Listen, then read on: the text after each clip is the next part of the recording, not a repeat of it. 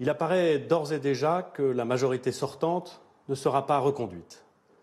La décision de dissoudre l'Assemblée nationale a, dans les faits, mis un terme au paysage politique qui avait résulté de l'élection présidentielle de 2017. La semaine qui commence sera déterminante, non seulement pour la composition de la future Assemblée, mais aussi et surtout pour l'avenir de notre pays. Tout laisse à penser que la polarisation du débat public pourrait conduire à une opposition frontale entre les extrêmes. Rien de bon n'en sortirait, ni pour le débat public, ni pour la démocratie, ni pour la France. Pour le second tour, j'appelle à voter, bien entendu, pour les candidats Horizon, Renaissance et Modem qui demeurent en lice.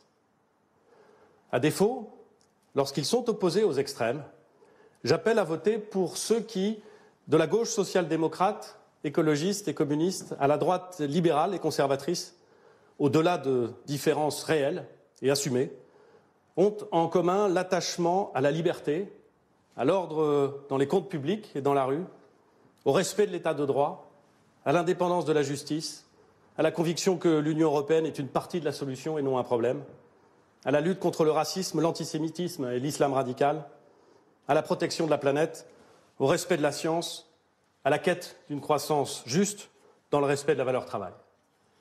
Je considère par conséquent qu'aucune voix ne doit se porter sur les candidats du Rassemblement national, ni sur ceux de la France insoumise, avec lesquels nous divergeons non pas seulement sur des programmes, mais sur des valeurs fondamentales.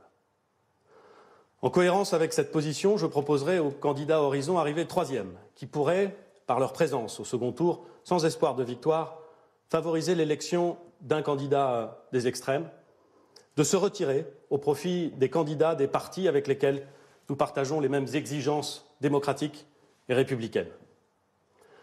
Notre pays est plein de ressources.